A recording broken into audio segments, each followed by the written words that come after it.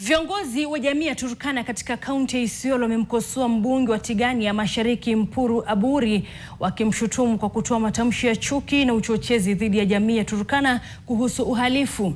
Viongozi hawa wanasema kuwa mbunge huyo amevuka mipaka kwa kuitaja jamii nzima ya Turkana kama wezi wanaopaswa kufungwa kwenye ndege na kutupwa kwenye barabara ya lami ili wafe, wakimtaka mbunge huyo kukoma kutukana jamii hiyo.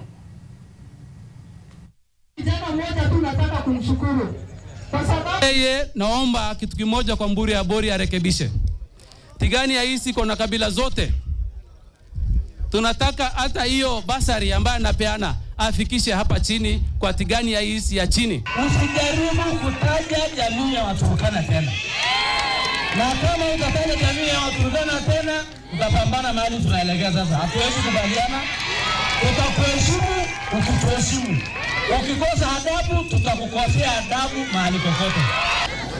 Leo mheshimiwa, sisi tunajua ajenda yake. Yeye anataka kujitafutia kura kwa sababu ya kutusi jamii. Na wewe ukitamani jamii yote, sisi si waizi, wale wanauliwa hapa ni watu wa Samburu hizi. Ndio ngori yako. Wale watu wanauliwa hapa katika barabara hizi ni watu wa Samburu hizi. Na hakuna ng'ombe hizo hapa ya waizi.